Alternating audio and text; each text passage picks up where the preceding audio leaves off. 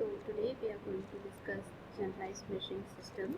So what basically a generalized measuring system is, it means understanding a physical system or a phenomena which can only be achieved through measuring some physical variable or property of system.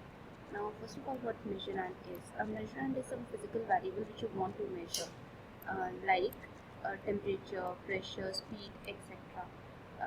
Like when we measure velocity, we use tachometers. When we use to measure strain, we use strain gauges. Similarly, for torque and power measurement, we use transmission dynamometers, and for pressure measurement, we use manometers.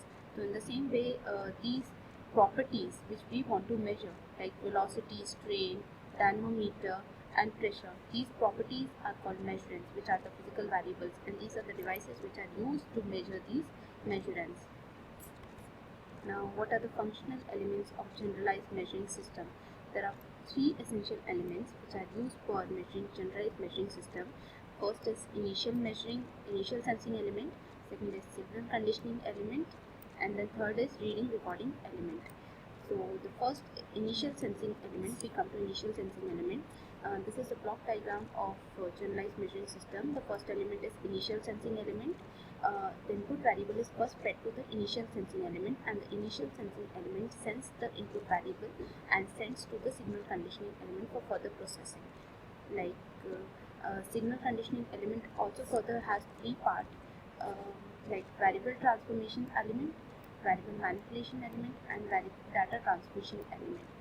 So what is the work of variable transmission element? The output from the initial sensing element. The input data is first fed to initial sensing element, and the output from the initial sensing element is further fed to variable transformation element. So this variable transformation element, it converts the data into desired form. Desired form, that means which should be readable by the instrument. Now next is variable manipulation element.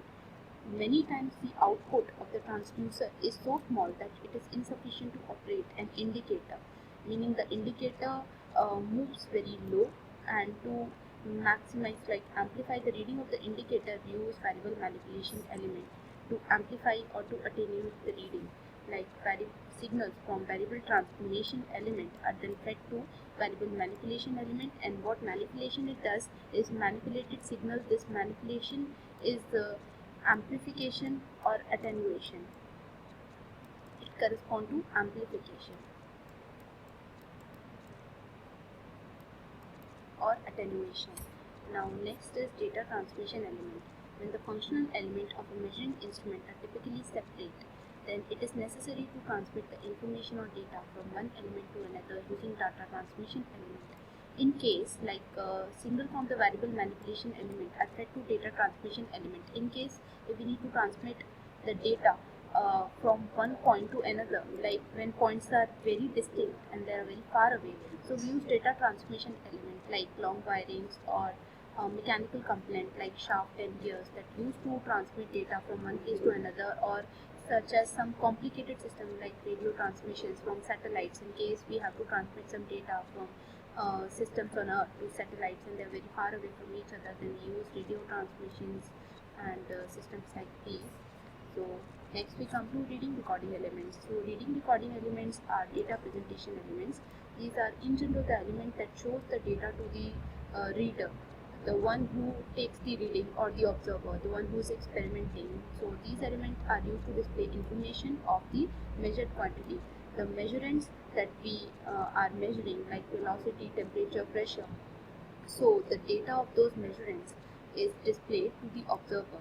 The most common form of data consists of pointer moving over a scale, that is pointer arrangement, to give the reading of measured quantity, and digital display is also very common.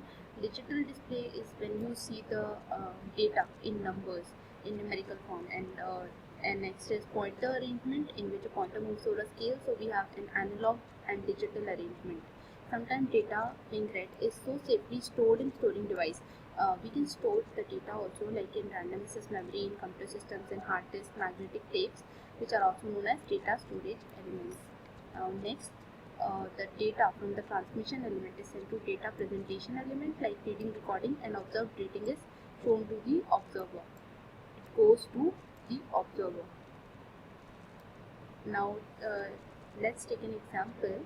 Let us take thermometer, in which the sensing element is mercury. The mercury which sense and expands with temperature. When mercury senses the temperature, it expands, and then signal conditioning element here is connecting the bulb to the stem of. The bulb is connected to the stem, so when mercury expands in the bulb, uh, it expands in stem, and amplification of the mercury, expansion of mercury shows the reading, and the reading is taken on a scale. So scale is the reading recording element here.